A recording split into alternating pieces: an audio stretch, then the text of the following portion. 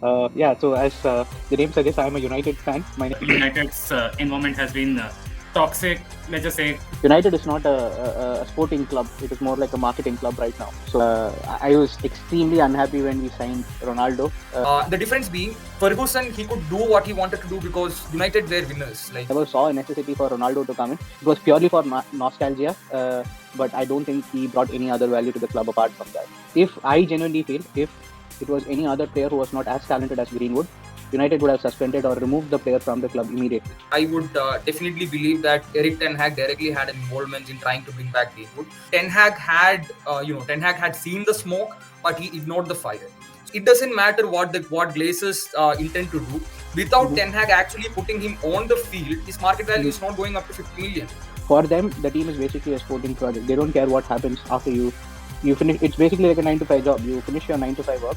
After that, what happens, they don't care about that. As long I'm the biggest defender of Sancho till this happened. You cannot go from a Frenkie de Jong in a transfer policy to Classsemiro in a week. If you have Ten Hag as a coach, then why won't you give him pass masters? But then he again is not a player who dictates the game, who controls the tempo. That is mandatory in a possession-based league. In perspective of the game, Lisandro Martinez is not what you would call an ideal centre back, but he knows how to control the pace of the game. I was probably thinking of changing it to Anthony's right foot. Hey everyone, welcome to another episode of CU Specials. I'm Krishka and I have our usual suspects when it comes to football, VS and Dave. Along with that, I also have a special guest, Classsemiro, who is a United fan. And before we get to Classsemiro, I just want to set some context here. So this CU Specials, it's a three-part series. As you can see, the good, the bad, and the ugly, where we are picking three Premier League clubs, Spurs, Chelsea, and United, in that order, respectively, the good, the bad, and the ugly. So instead of just talking it amongst ourselves, we are actually going to invite fans from the respective clubs to sort of understand whether they agree with our claims, whether they feel the same way about things, and what they are looking forward to, what is really bothering them, what they rant about to their friends, the whole nine, right? So Classsemiro is our first guest on the show, the three-part series. So yes, United and the Ugly featuring Classsemiro.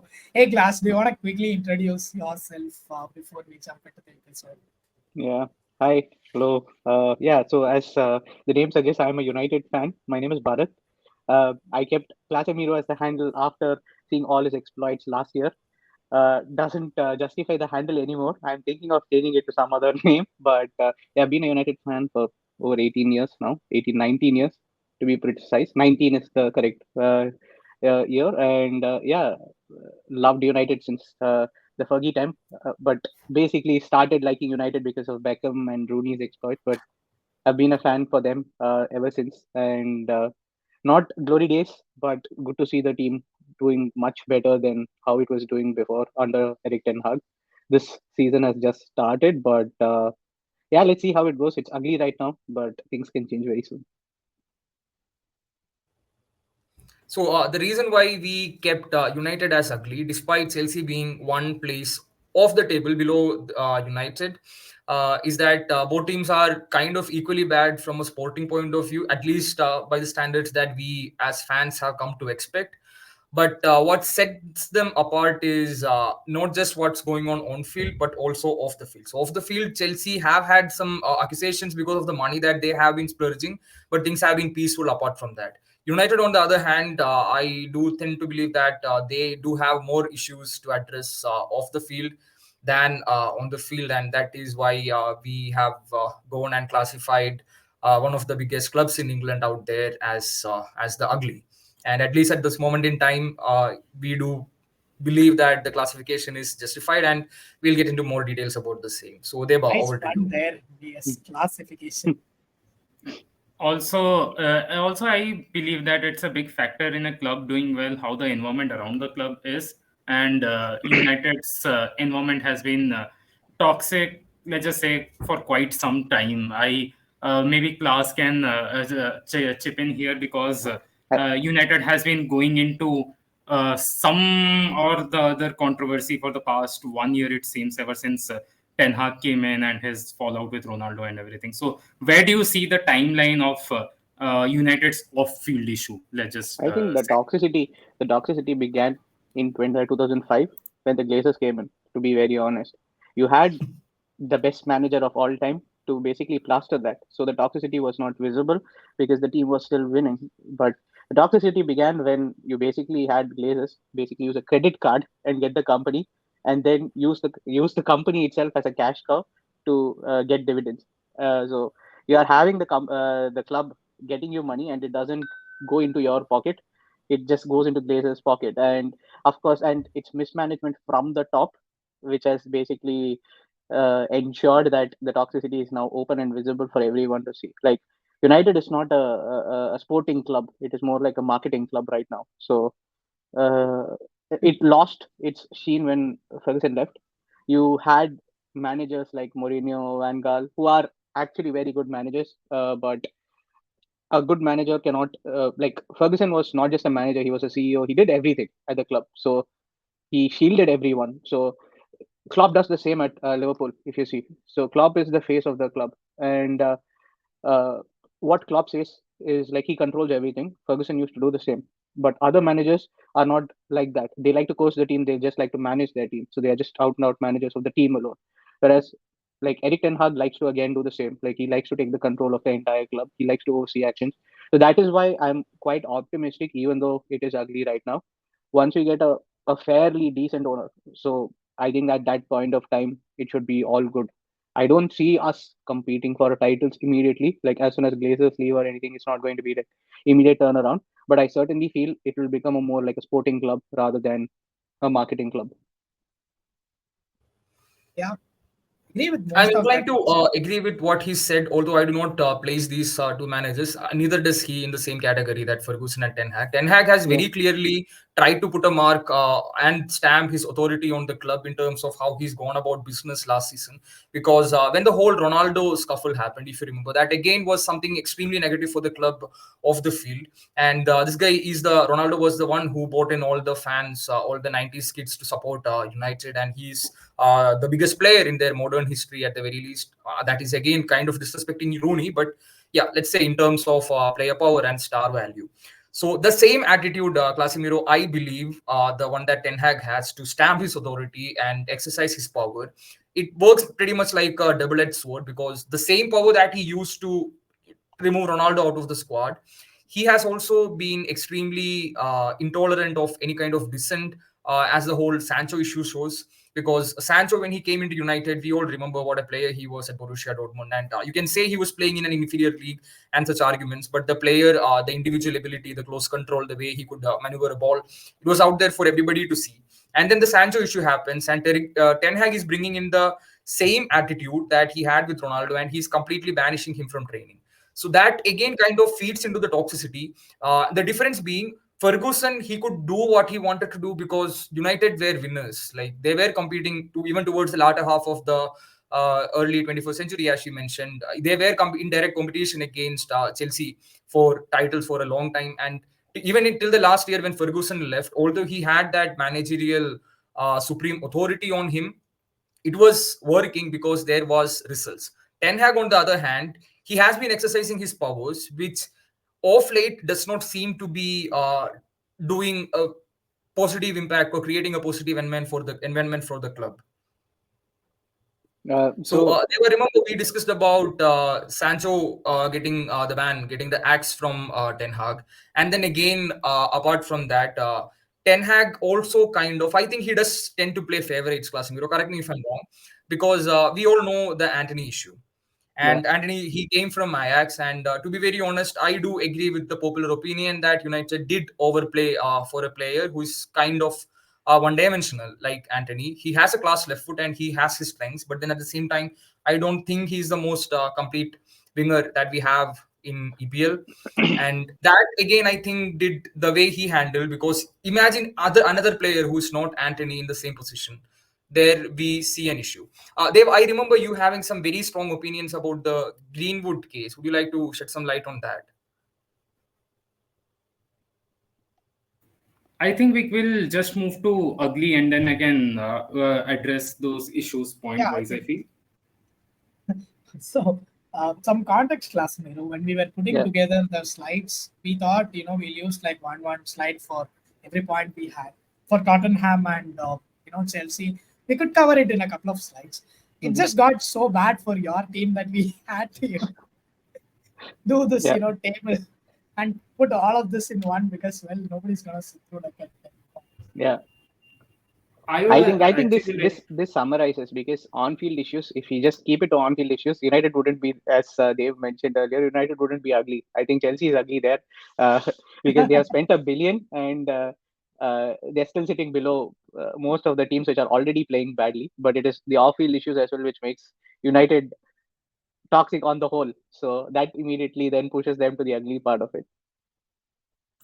Uh, I would like to actually start off the ugly part with the failed takeover because I think even Klaus mentioned as soon as I asked where the toxicity started, he said ki toxicity starts from the Glazer takeover, and United fans have been unequivocal in their hatred of Glazers for the last 15-20 years, since 2005. Yeah.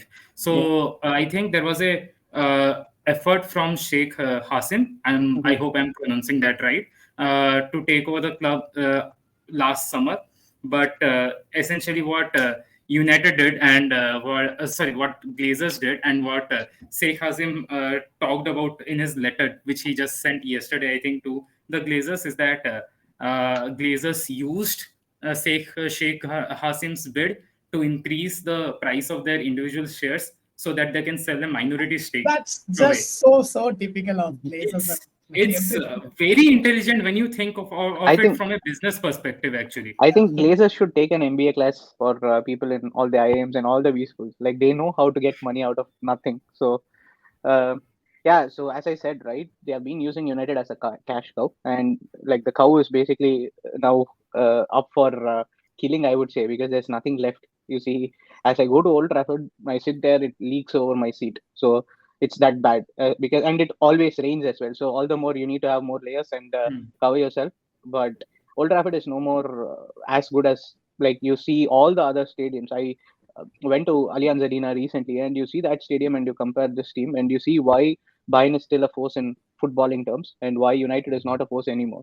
Like the investment is not there from a footballing side of things. Well and good, they bring revenue. Glazers have brought so many sponsors and all of that, but I don't think United need those sponsors. United can make money by itself. So that's always Exactly. been my Yeah. that United. That's always been my take. Whenever anyone asks which owner you want, I just generally say I don't want Sheikh, I don't want Jim Ratcliffe. I just want an owner who is just concerned about football, allows United to just spend the money that it makes on footballing projects alone, and that is all you need. Because you don't need someone to pump in money into the club. Like Sheikh said, I will pump in $1 billion or so to build the stadium. I don't think any proper owner will basic with all the revenue that United is getting easily. You can segregate the funds. You could have improved Old Trafford, you could have improved Carrington, you could have done all that over the past 20 years given a choice. But since they put all the debt into the club, United is like a cashless club right now, and we have to look at Hey, yeah. I have a quick question for you. So this whole Yeah. takeover from somebody from Saudi, right?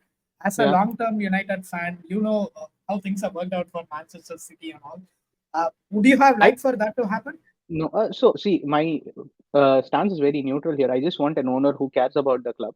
I don't need the owner to pump money into the club because it is not a case like City where it did not make revenue and you need people to fund in money into the club. That's not the case. United is already a rich historical club and it makes a lot of money already. So if let's say I was supporting Manchester City and at that time you asked me this question, I would possibly say I want Sheikh Jassim over Jim Ratcliffe because Sheikh will surely invest money into the club. But that's not the case with United. You already have a team which makes a lot of revenue. It's one of the most valued club in the world already, be it from um, a revenue standpoint, be it from a following standpoint. Wherever United go, you have people, you have all the fanfare. So all you need is just an owner who is football minded.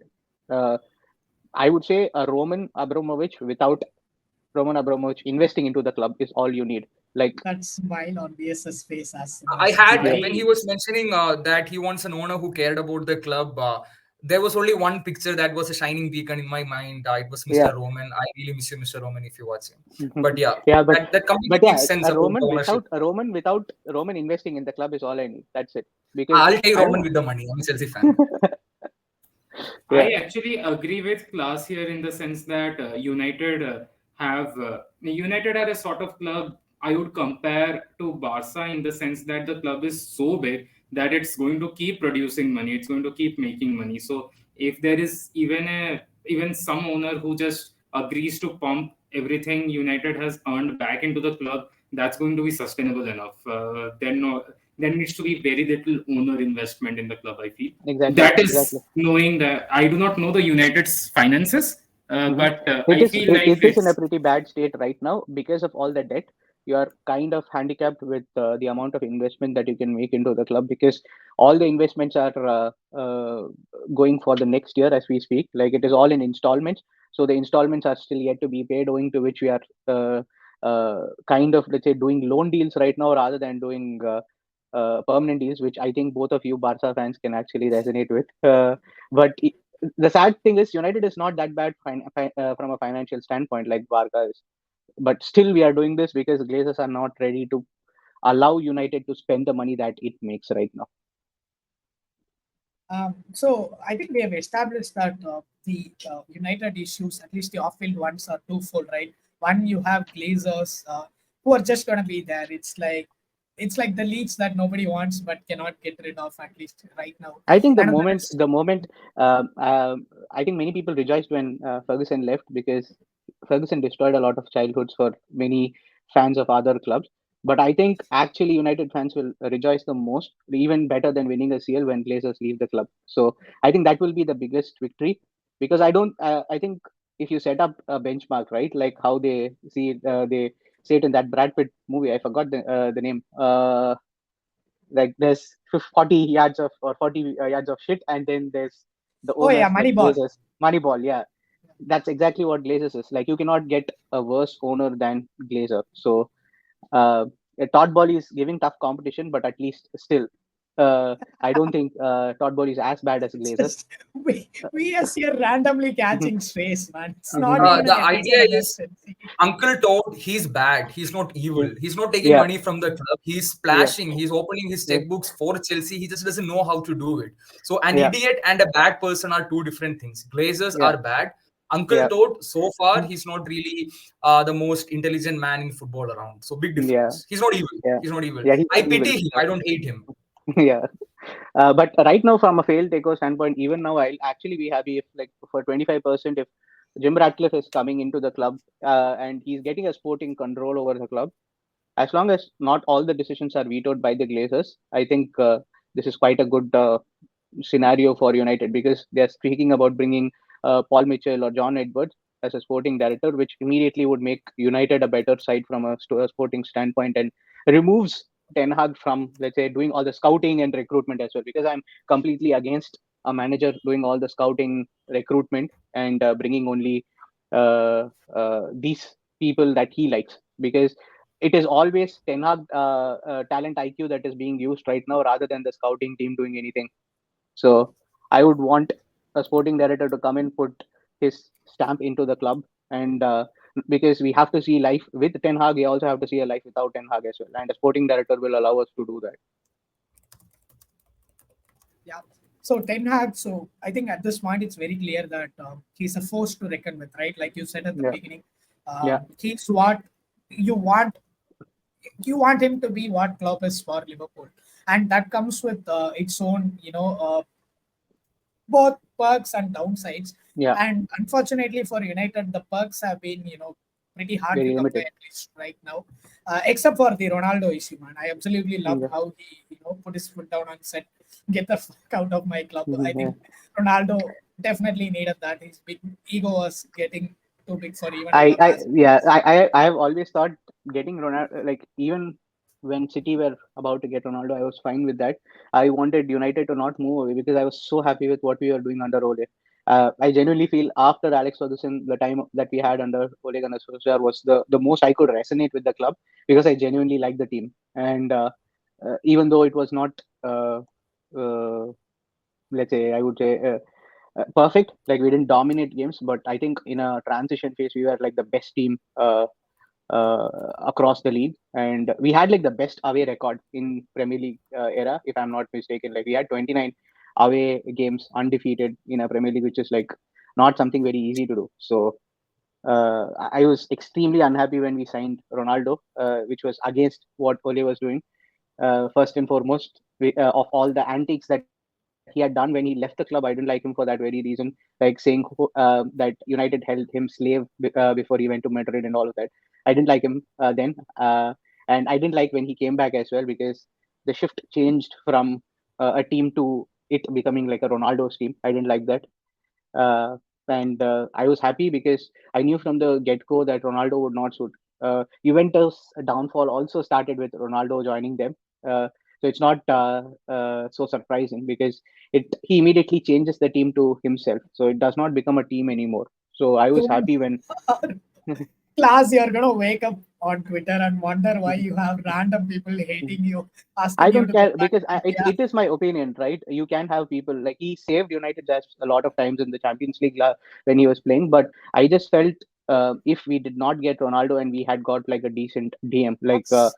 uh, if he got a Rice or a Neves last instead of getting a Ronaldo, I still think you would have Ole at the club and Eric Ten Hag would have still been at Ajax, because I was pretty sure we would close the gap if he had a decent DM, because I saw Cavani. Uh, Rashford, Marshall, Greenwood doing the job for us. Like we were still scoring 4 or 5 goals for fun almost every game. So I never saw a necessity for Ronaldo to come in. It was purely for nostalgia, but I don't think he brought any other value to the club apart from that. I see both Talking VS and about Dave jumping to intersect there. Yeah, no, I will interject here because I think we need to talk about Greenwood. I will pivot from there and bring Mhm, up the accusations faced by Greenwood and Anthony. mhm, Before we get there, I have to say that we all believe the survivors in this mhm, case, and without going into the legal minutiae, we will talk about the handling of these issues by United, which I mhm, don't think which I think has been a bit of a PR disaster for United. mhm, Uh, let's start with Greenwood. So Greenwood's girlfriend posts photos and videos of him of various misconducts. Greenwood gets suspended for almost a year. Then there's an attempt to bring him back, which receives massive fan backlash. And yeah, now he is in Getafe yeah, because United realized that they had a PR disaster on their hands as soon as Greenwood gets back on pitch. yeah. So, any thoughts on that, class? Like, what could have United done better in that scenario? I think taking like almost 15 months to do this action is all, I think, wrong. Because if I genuinely feel if it was any other player who was not as talented as Greenwood, United would have suspended or removed the player from the club immediately. For United, and again, this is because of the Glazers, I would say. For United and for the Glazers, Greenwood is an asset to the club. They don't see him as a player genuinely, but they see his value as a player with, let's say, a 40 million or a 50 million resale value. And that is the only reason why, for 15 months, they try to keep him away from the limelight for as long as possible. See if the anger would dampen or reduce at any specific point of time. And I don't think it was right from a club's standpoint. As soon as the charges were dropped, for whatever reason it might be, the video evidence, the photo evidence is quite evident. I didn't want Greenwood anywhere near the club. What you should have ideally done is, of course, he is from the academy and all of that. I can understand, but probably then the academy has done some mistake. I wouldn't blame the academy here, because we have still far more better players here who are nicely trained off and on field as well. But I genuinely feel the club should have taken a necessary action, keeping all the survivors in mind, and not just that. You have so many female staff in United. You have a women's uh, football team as well now.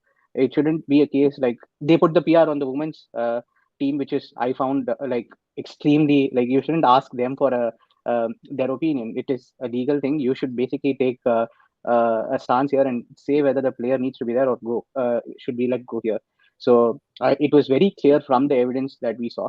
It was not a case that it was not a scenario here that he was acquitted. That is not the case. The charges were dropped basically because the witness did not want to then proceed with the case. It's not like he was cleared of all charges. That is not the case. But still, I just feel as soon as uh, the case happened, it should have very clearly been a case where you should have just let go of the player.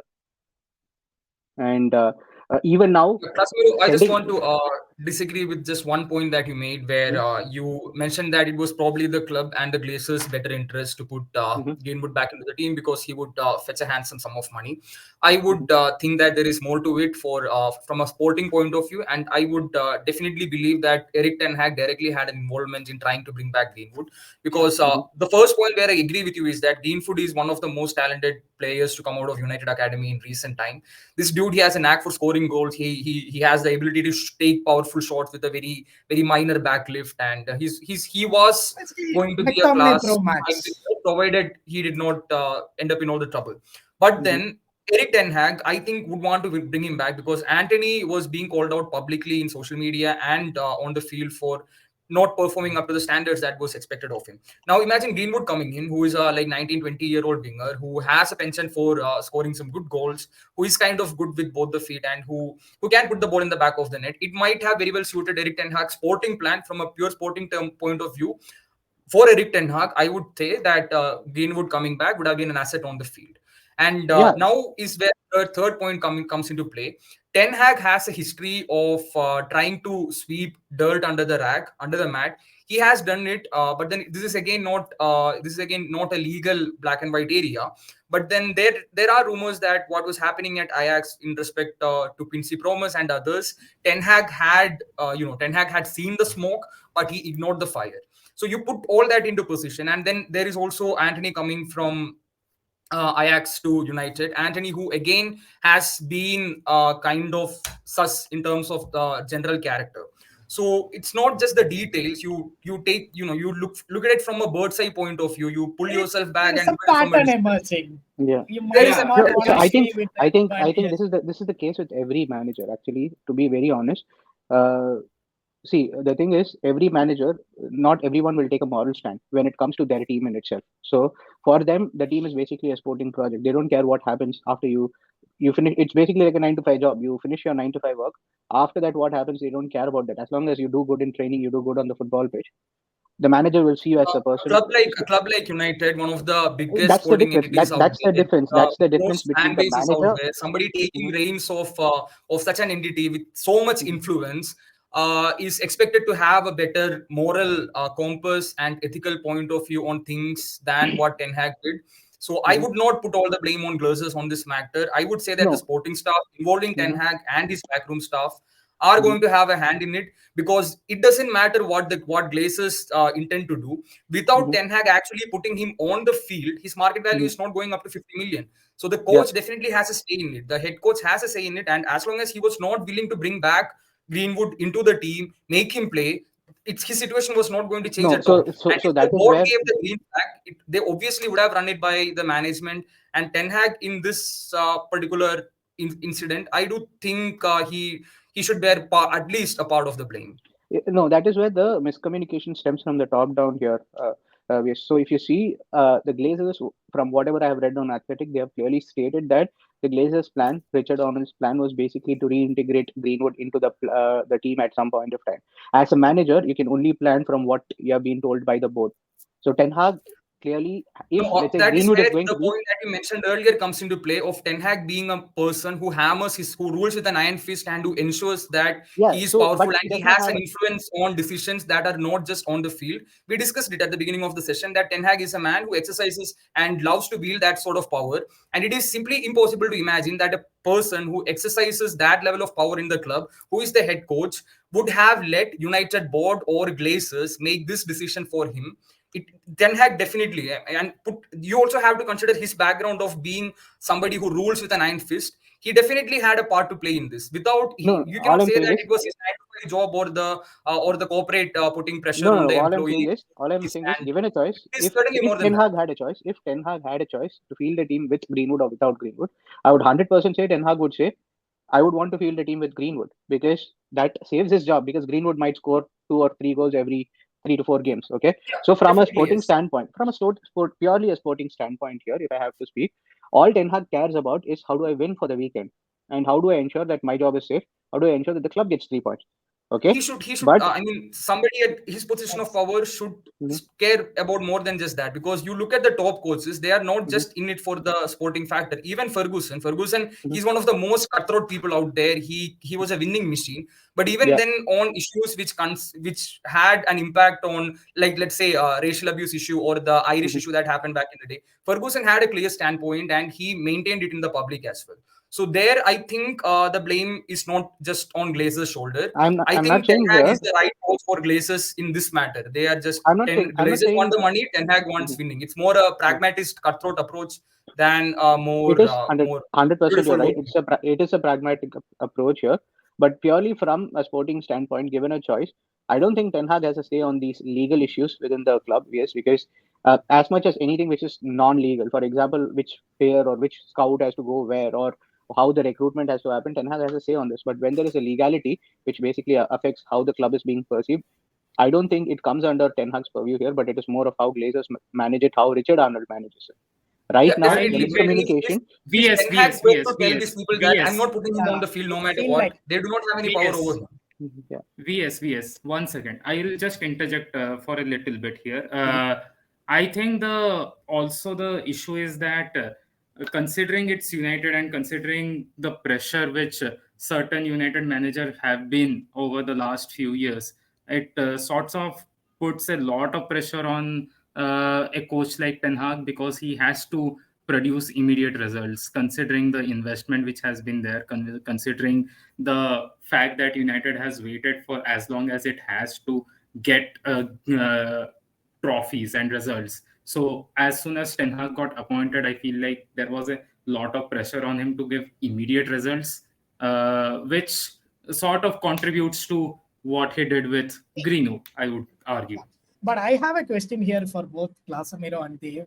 Uh, I agree with that, right? So Ten Hag, like at the end of the day, all he cares about is the sporting side of things. This is where I feel like he's slightly contradicting himself, or he's unsure of where to draw that line when it comes to putting the foot down, right? Because no. what he's doing with Sancho is Mhm. directly, like, detrimental to his own chances of succeeding, Yeah. considering the So, absolute lack of so options. see here, Krish.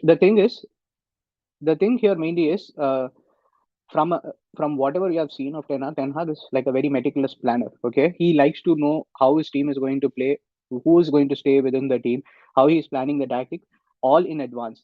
The Greenwood situation has gone in for like 15 months with no possible outcome, with no one knowing what is going to be the case. Had it been a case that Glazers had clearly communicated that, see, this is going to be bad for the PR and we're not going to do it, uh, then basically they should have again then gone into the pockets, got someone as let's say a fallback right winger or someone who can fill in for Greenwood. And as you know, Glazers are the biggest misers in the world. They were not ready to do that when they had already someone who can score 20 goals a season. Why do we need to do it? That's why they waited for like 15 months to see if like the smoke wanes out. It didn't. When they tried to do a PR, it was a failure and they had to then let go. Even right now, from my standpoint, the contract should have been terminated. But right now, even if you see, they released all the statement, but it is like a loan deal to Getafe, which I don't understand how and why it has happened. It should have technically been like, yeah, okay, just mutually we terminate the contract, and you should have just left the club. But it's still a loan deal to Getafe under the pretext that if he performs there well, we can still sell him for a certain amount of money. It's also because Getafe is the worst club in Spain, managed by the worst manager ever. Okay, like that club is they. I'm not kidding. Okay, they created an English Twitter page just to engage Just the for Greenwood. incels. Yeah, Yeah, just to engage the incels. In fact, like the people who are still in Greenwood's corner, just to yeah, engage those fans, and all they do is just repost Greenwood images. That's it. yeah. Plus, I don't think you Getafe is still the worst addressed club my in Spain. question on probably out Sorry, of Adi. football. I don't think you still Yeah, addressed my Sancho and Ten Hag equation. Yeah, Uh, see, Sancho thing is another issue here. I was so people don't know, but my United fan group WhatsApp team basically knows that I'm the biggest defender of Sancho till this happened. This issue happened during the Arsenal game. Anywhere, everywhere I go, I am the biggest Sancho follower. I said, I don't know, like 3 years ago when he came to Berlin, when he was in Dortmund, he came to Hertha Berlin for a game, and I went and I wanted to see Sancho play, and I saw him play live, and I also put a story saying scouting Sancho for United, and that's how big a fan of Sancho I am. But when it came to this last year, from a purely a sporting standpoint, you don't see a manager who allows a player who's on 300 grand a week to take 3 months off and then uh, go and rectify whatever is an issue for you, be it physical, mental. No one gives you 3 months off, of course, that too in a peak period in his first year. Like he could have relied on Sancho to deliver on the pitch. But that is where Ten Hag gave him the leniency and said, like, okay, go and correct yourself. For you, I need you to be at your 100%. Just sort out your issues and come back. And it is not a case Sancho has not had disciplinary issues elsewhere. He had a disciplinary issue at Manchester City when he was at the reserves. He had disciplinary issues at Dortmund. He's now having disciplinary issues at United. So it's not a case as if Sancho is a saint. I supported him despite of all of this because I thought he will deliver on the pitch. And it is not also a case that he has delivered or given 8 out of 10 performances every single week, week in, week out. If that is the case, I would have still defended him. But that's not been the case. So as a manager, that's why I feel today's generation has become like uh, not so open for Spoiled. feedback. They're just spoiled and they're not open for feedback. Like it is not a case. So, for example, if you saw the Beckham documentary, if you saw the Beckham documentary, if Ferguson comes out and says like Beckham didn't train well and that's why I didn't start him, you wouldn't see Beckham going and putting a post on Instagram or doing all of this ruckus.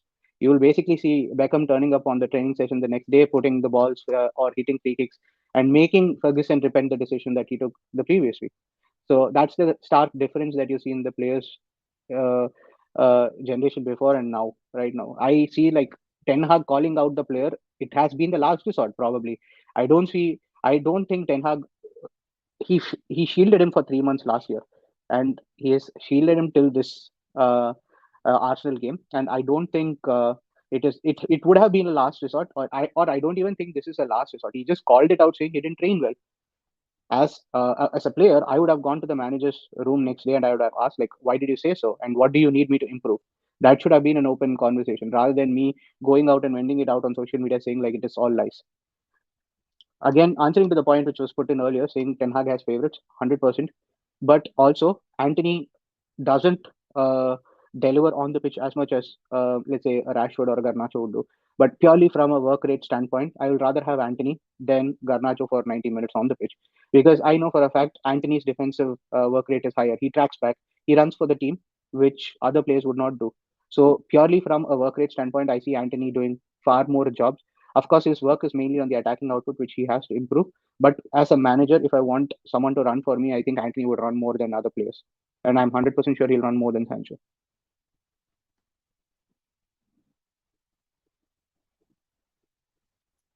Yeah. I think safe to say we all agree with that. Yeah. Considering the silences approval or whatever it goes. Can't believe we have spent 40 minutes and we haven't even got all the issues that United have had on the On pitch. field. But I think that is quite less in comparison to the yeah, off field. So true. And it's Totally, yes. probably the same for a lot of other clubs as well. Like VSS Chelsea has issues on field, Barca has issues on field. So we'll get to We that. have And issues at least off field, looking, on field, above the field, below the field. it's like the irony is so rich. Imagine like two Barca fans sitting and like belittling another club for having issues on and off the field. Only United can facilitate that for us, right? the banter era will stop once Glazers leave. Again, disclaimer. Right. Yeah, but from experience, we can tell you we went through that with Bartomeu. Of course, he was not the owner, but he had a lot of power. And the day he left, like I remember texting one of our friends at like randomly 2 a.m. I think this was definitely off season. I'm like, dude, Bartomeu is residing. Like, are you awake? He's like, do you think I'd miss it for the world or something? Yeah. I hope you get to do He, that. he was Bartomeu was Todd Bowley on cocaine. So More or less, yes. that I think that's I don't think that justifies what he did, and I think you're sort of disrespecting Todd. Like BS said, he did not have malicious intent, which yeah. we are still convinced Bartomeu is a Madrid agent. That's all Barto I'm. was definitely did Let's have come back to leadership United, in him. man. Yes, of We can course. actually do a catharsis trauma, counseling session if you guys want about Bartomeu at Barca. That's for Mhm. We another should. day. We should do I, that. I went to I went to Camp Nou, and I have to say it's one of the most majestic stadiums. I just heard they're Nice. reconstructing it again, but Yeah, yeah, I saw Messi scoring a hat trick, so I that is something that I'll take to my grave. It was it is something anybody would Fair take to enough. their day, man. I Fair saw enough. Fair Messi. enough. It was Barcelona versus Mallorca 4 years ago. Messi scored a hat trick, and Suarez scored a backheel a finesse goal Oh yeah, Oh, I I in remember that remember the one, game. that the one game. that curved Yeah, in. Yeah, yeah, Yeah. yeah. I was there. Oh, And Messi took a corner right below me, so I was so happy to see him play live. So yeah, Messi Well, fan, but your club still sucks. a United fan, and a Messi fan. You wouldn't find that Yeah, very often. thank So you. That's yeah, Yeah. actually a rare yeah, combo because historically, or at least in recent years, United fans have proved themselves yeah, may not be so much on the rational side, especially with yeah, the Ronaldo fanboys and everything. So let's move on to on-field issues. yeah. Again, I think I want to slightly step back from Ten Hag, at least right now, because we have just spent a lot of time on him. Mhm. So maybe for that reason and the fact that you are Classsemiro, we'll start off with Casemiro on the pivot position. We know Yeah. how Casemiro started off. At one point, it looked like the 70 mil was a bargain despite the Mhm. age, right? Uh, where has things gone wrong? How are you feeling between last season and now? I think it's just a bad phase. I want to believe because I've seen Casemiro how he has played for Madrid and how he played for United. Even when he came to United, he took like 4 to 5 games to settle in to start with. It was not a case like Casemiro came in and he immediately fixed the team. No, that was not the case. We bought Casemiro before the Liverpool game, and he was unveiled to the United crowd in front of just before the Liverpool game, and it took him like 5 to 6 games to get used to Premier League, understand how it works, and that's when we saw actual Casemiro. And the impact was also very evident for you to see when Casemiro played and when Casemiro did not play. So it was very evident for you to see because the difference was if Casemiro did not play, it was either McTominay or a Fred playing in that place. Okay, and the issue I have with, ideally speaking, for me, a DM as to what he has to do is he should always be there to receive the ball from the center backs and rotate it in a triangle at any specific point. Basically, what a Busquets or a Rodri does. Always be available for the first pass from the center back. McTominay always goes in hiding when that happens. Like he always goes behind the first forward of the opposition team and does not receive the ball. Fred tries to get the ball, but he's not that good when he receives the ball, and he's immediately pushed out of the ball if it is a good organized press. Casemiro does everything perfectly in that sense. This season, right from the offset, even during preseason, he has not been so great. I'm not sure if it is he returned, I believe, overweight, if I'm not wrong, but I'm not entirely sure what has happened. But I just want to believe that it is just another phase, like how he started off last season. That this season also he will be or he will become better. But I think with Amrabat there, we have a basic decent cover for Casemiro. So Amrabat is generally good on the ball. He's ready to receive the ball and he circulates the ball well and seems to be quite press resistant. Better than Casemiro in retaining the ball, in my opinion. But I think Casemiro's intelligence is very underrated because he always knows, or let's say, even when the defenders fail, he's always there in position as the third center back at any point of time. I think you have seen so many El Clasicos, you will actually agree to that, like how much he has tormented Barcelona. So I genuinely feel this is just, you can say that he can show the 5 Champions Leagues, but yeah, I'm just saying, I just want to believe that this is just a wrong phase or a form, I would say, because I genuinely feel he's still class. So uh, once he's back, I think we might you might see a better transition. But the team as we see is, I want United to play a 4-3-3. And genuinely speaking, I was so excited when I heard that Frankie De Jong is going to be, or let's say Ten Hag is signing, because even before he went to Barcelona, my favorite player is, like, genuinely, you see certain players who have an eye for a pass, right? Frankie De Jong. But that's again why my issue is with the Glazers, because you cannot go from a Frankie De Jong in a transfer policy to Classsemiro in a week. They are Hmm. completely different players, different profiles. Like you then ask a coach to then basically change how he's going to then allow the team to play, because Frankie De Jong and Casemiro are not similar. So like I It's almost like Glazers just Classsemiro. do this FIFA thing, right? Search yeah, for a player, Yeah, CDM, CM, yeah, and just look at overall. It yeah. doesn't matter what position What attributes. Oh, okay, exactly? Frankie is an 88. Yeah, Casemiro is an 89. Let's just yeah, get him instead. yeah. exactly.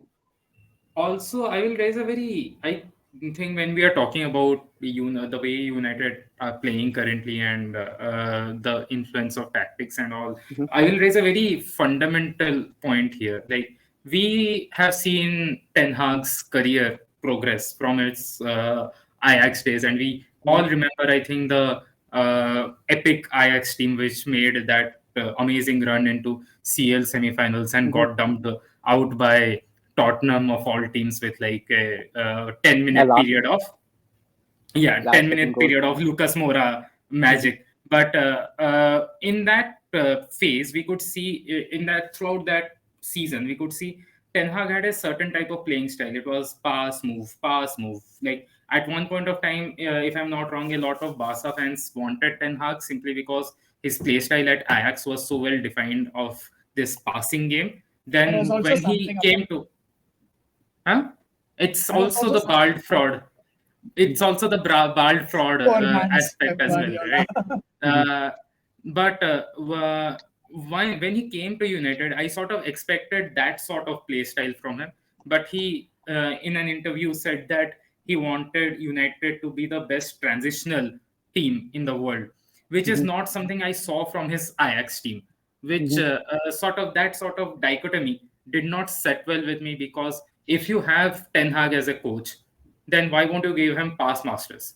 Hmm. Or if you want transitional coach, why would you get Ten Hag? Yeah, So it's a very fundamental question I have. Like, do you see Ten Hag's tactics being playing transitional football? Do you think it's the best version of Ten Hag's tactics? I think it is a mix of both. Okay, it's never going to be a case where it has to be only transitional football or let's say a possession-based football. My basic thing is you go to let's say Etihad or you go to an Anfield, but there you have to have a team which plays the best transitional football. But any team which comes to Old Trafford at that point of time, I want Old Trafford or let's say Ten Hag's team to basically dominate. It's never going to be a case that United will play without the ball like how let's say a Mourinho's team plays for 38 games a season. That's not going to be the case. I want Ten Hag's team to do a mix and match of both, cater to both sets of tactics based on the game and the opposition that you're playing. It's not going to be a case like we can go to Etihad, have 70% of the ball. That is never going to happen. So in those games, you have to play in a system which allows you to have an off the field or off ball movement here, and that has to signify that you are very good with your transitions. Hmm. So as let's say Radnik has said, the quickest way to score a goal is as soon as you have dispossessed the opponent within the 8 seconds. He was not a great coach, but I certainly agree. Like from a transition standpoint, this is how it has to be. Yeah, Classsemiro, regarding the style of football that Ten Hag ought to be playing at United, I do think that United are kind of limited by the players that they have and the particular skill set. Because if you notice, most of the midfielders that United have, they're more, let's call, vertical players, because they Mhm. prefer to play forward rather than controlling the tempo and taking it easy. Mhm. Casemiro, let's keep him out because he's an all-rounder. Mhm. He can do both. Let's look at the players around him. Amrabat, he's a very, very vertical player. So he Mhm. defends. He defends with high energy. He attacks with high energy. He carries the ball and he carries it forward. Bruno is a very forward-thinking player, very underrated, severely underrated, world-class player, great worker. He keeps running and running and running. But Bruno's natural thought when he gets the ball is how to create a chance, how to release a forward, how to play it forward. Then with all these vertical players already in the team, United went and bought Mason Mount. So now I get to authoritatively speak about Mason Mount because I saw this guy growing up. I followed him when he was on loan at Netherlands. He was in my team. He won the Champions League for my team. So Mason Mount, Classsemiro, the way I see him, he's again a very hardworking, extremely athletic, three lungs, but again a vertical player. So Mount, his X factor is that he is an all rounder in the attacking phase for a midfielder. He can put a pass, he can beat a man, he can cut inside and shoot. He can make the late run into the box with the defense line being near the 6 yard and tap it into the net.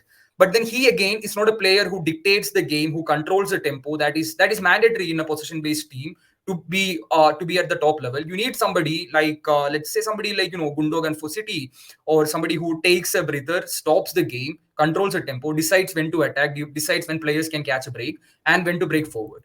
So transfer wise, I think if United were to buy a Chelsea player, it should have been, in my Enzo. point of view at least, Kovacic, Enzo. because he's somebody who takes the ball, It should who have been. carries It the should have been ball, who Enzo. moves down. it, it should have been Enzo. Actually, I would have bought Enzo over That's already, Mason. he's in the back, man. You're not getting a look at the priced kitty. But yeah, no, no, no. So from my side, the reason we why United bought Mason Mount is very similar to Ajax style. So in Ajax as well, he had a solid DM and he had two tens who were, it was more like a 4-1-4-1 kind of a scenario here, and he wants to basically replicate that with Mason or Bruno constantly doing the work up and down the pitch.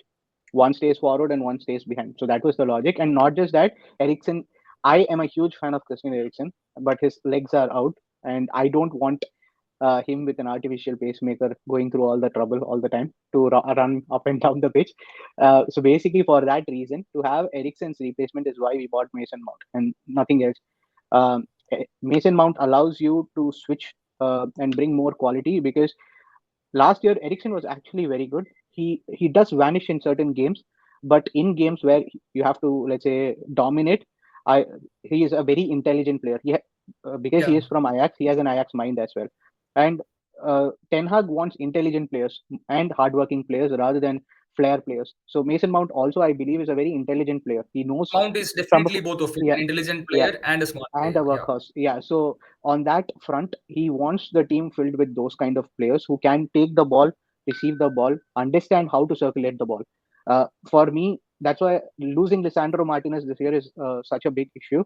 He has not been at his best since the injury, but genuinely from an understanding perspective of the game, Lisandro Martinez is not what you would call an ideal center back, but he knows how to control the pace of the game as a center back itself. I used to see that with Daley Blind a lot when he was at United.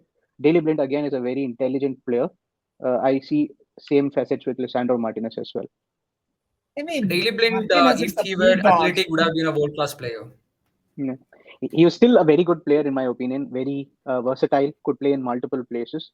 But yeah, he letting go of him was also something which I didn't agree to at United. Letting go of players like Daley Blind, Dander Herrera, all mistakes. But yeah, So I think we are close to the hour mark here, and so I have some. I mean, sorry, but I think this just got from bad to worse or ugly to uglier. So United legend Sir Bobby Charlton has passed away. Like, just Oh, yeah, yeah. That is unfortunate, but what a legend, right? Absolute legend of the club. wow, Never man. seen him live, only from clips, but Yeah, then the word has been around a lot, read a lot about him. Legend of the game. same. Uh, Legend of the game. Class, any thoughts? yeah, I've never seen him play live, but I've seen him distantly from Old Trafford in the director's box once I went in 2017. Yeah, uh, he resonates with what the club is all about, the Busby Waves, exactly. and he was a part of that history. Why we love the club, like the never say die attitude and all of that. So it's extremely sad to hear this. Like he's Also, United what Johan Cruyff was to us. Yeah. more or Like less. we Uh, would understand your reaction. just to move from the unfortunate news and conclude the point which Klaus was making about the play style, I think what is happening, and this is my personal opinion, I think what we are saying right now with United is that well, essentially, Ten Hag wants to create a combination, like Klaus said, where they can play both transitional football and uh, possession football. And what ends up happening in certain games is that United look a bit confused on the pitch against certain Yeah. teams. So what ends up happening is you can see the players uh, who do not understand whether in certain phases should they do the quick transition or should they keep the ball and look for for passing options nearby. So it ends up hurting the team hurting the team in a lot of games. And I'm not sure if more time will solve this or different players will solve this, but eventually something needs to give. in that sense. I think that is a very valid point. Players at any specific point, or especially this season, if you see, United has a tendency to concede a goal immediately after they score because the players do not know like what they have to do after, let's say, scoring a goal. So uh, I think that is where concentration is quite important, which has been lacking all this season. I would say you cannot concede a goal immediately after scoring. It has happened all season, and not Mm. just that. When, let's say, your team gets, that is where again you need kind of leaders on the pitch. I uh, I understand that Bruno is a good leader, but we actually need more players like Varane in the team who kind of know, because I genuinely feel Varane is a very good uh, motivator on the pitch when he's there. Of course, he has been injured a lot of late, but when he's on the pitch, he actually knows how to bring the team up. That is where you need more players with actual cojones, I would say, to ensure that when you don't know what to do on the pitch, you just need to slow down the game and do time wasting, kick the ball out, like do a Yeah. tackle so that it drives the crowd up immediately. Like you cannot. That is all something which they teach you while you're growing up, saying this is what you have to do. So you have to just go down to the basics in those cases and keep it Yeah. simple. Not try immediately to do like a world class pass or a world class dribble. Or you don't have to do that. It's not that difficult. That is Yeah. where you need players like Carrick, who used to do that. Carrick used to just sit on the pitch. He never used to go beyond that center circle. He just used to sit there, just used to just circulate the ball. Like I'm a huge Carrick fan Mm. because of that. He just knew how to control the game. Yeah. Like just keep it simple. You don't have to do anything fancy at any point of time. Yeah, yeah. Those tempo controllers are very important, especially Yeah, after you score one goal. That has exactly. been missing for United Yeah. this season at least.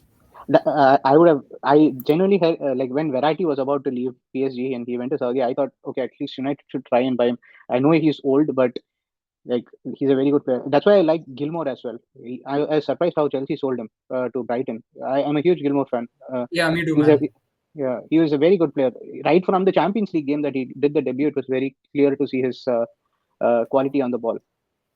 And his PL debut was against Liverpool or something, and he bossed. Yeah, yeah, Eh, it's Liverpool's midfield. It's as chaotic as a theme park ride. Like, yeah. I go in there and I'll stand up. So I Yeah. think that's We never kick spoke in about the shit Rashford. of Liverpool. Yes, In a Yeah. matter of time, I think class player, he's gonna come back and start banging in the goals. You can rely on him. I have a different opinion, both about Rashford and Classemiro's comment that Bruno is a good leader. I don't agree with either one of you there, but I will save my rant for another time.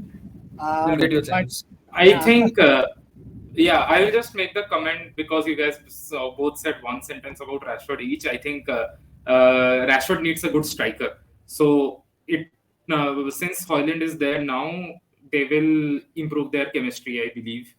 Rashford I I think think that's I a it just good will hope plan be. for yes. Rashford tries too hard. He tries to burden Yeah, too much responsibility. That is my opinion. Like, should just take it yeah. again, keep it simple. Try to do a cross rather than do two, three dribbles and invite more defenders, because I don't think he's that great a dribbler like he used to be ever since he got poor man's Ronaldo. exactly. So let's not compare him with Ronaldo. I genuinely believe Rashford has a ceiling like as good as Sadio Mane had at Liverpool. But yeah, he has to work on that. He's not great at tracking back like how Mane does for the team. He has to do that, but uh, yeah, he should understand that he's not the striker anymore. There is a striker in the team, actual striker Mm. who's Yeah, not Weghorst, exactly. who can score goals for the team. So yeah, he should try to find Hoyland as soon as possible whenever there is an option. Of course, he can score the goals as well. But if Hoyland is there, just try to keep it simple. Pass it to him. He can finish it. You could have gotten Luke de Gott, man, instead of getting Weghorst, and he probably would have banked in more goals than Weghorst ever did. Vegas still won the only cup that we won. So Yes. I still find him lucky. You guys are He going had on a that trash versus garbage discussion. No disrespect to any of the players involved, but for the respective clubs, I mean, Weghorst Ghost and had like De Jong, he they're came in both good on that. players, Vegas came to Camp not Nou at this and level. rolled it at number 10 role. Yeah. So so I think Like he was here purely on the either Argentina. Barcelona played so bad that game, or United played so good with Weghorst as 10. I it was Pedri getting injured, man. That's it. He has a history of showing up against Messi's team or Messi's allegiance. Yeah. Yes. Thank you, Classsemiro, for Thank you. joining us. Hopefully, like we'll get to do another one of these, like in April, titled Yeah. "Ugliest." Yeah, I'm pretty Just sure to United. conclude, I'm pretty sure United would not be there then. what do you think? What each of you think is going to be the final position of United come end of the season? 5. I don't want to speak from a position standpoint if you ask me. I think United finished around Maybe 70, 72 points last year.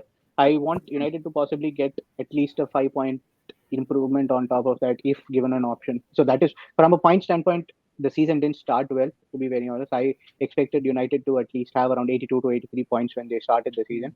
I don't think that's going to be easy with all the other teams also strengthening. Aston Villa, Brighton, Newcastle, all seem to be very strong. I still want United to get at least 70 to 72 points like how they did last year. And I think that should be a pretty good return. And just hope for a decent window to improve the team in January or summer with the owners leaving at some point of time. But yeah, I just a would good say cup run here and there. Just a good cup run here and there. between And the team 7 is and back. 9.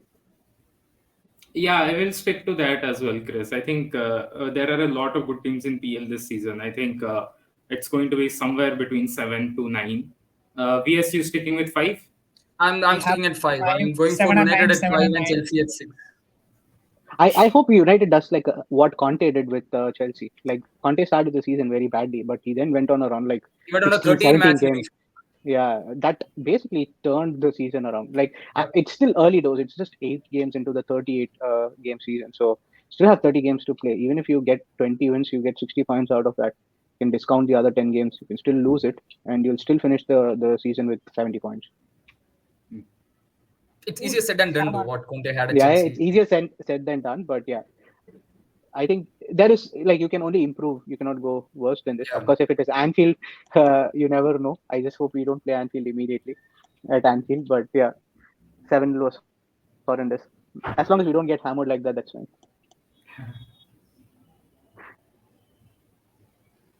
Okay, we have our predictions logged in. We'll see you in April, Classsemiro. I Yeah. think by that time he would have changed his handle. He would have been like high on that Let's or see. something. Let's see. I think probably I It might. would I be was Bruno thinking of. Fernandinho. I was probably thinking of changing it to Anthony's right foot. Ooh. Might be more useful. Are you? You will cease to exist when you do that because I think Anthony's that's right just foot his is way of basically saying, like, non-existent. he's saying he's going to be off Twitter when he says Anthony's right. He doesn't exist anymore. Thank you, folks. Thank you. Thank you so much for your Yeah. time, Classsemiro. This was a It was proper great. Thank you, banter man. episode. We are Yeah. generally more gentlemanly because none of us are direct rivals. We had VS Yeah. and Classsemiro, which is closer to Yeah. a Yeah. proper same league rivalry than what we usually have. That was fun. See, I look forward to days when we are not just rivals, we are table topper, title contenders as rivals. Right now, he's No. 10, we are 11, so I Yeah. don't really see the This point. is trash But and yeah. garbage next to each other. Yeah. That's Mid-table mediocrity is what you have right now. Yeah. what I've seen was better it? days than this. Battle of the Mids. Yeah. All right. Uh, See you, folks. See Thank you. you. Thank you so much. See you guys. Bye. Thank you. Hey, guys.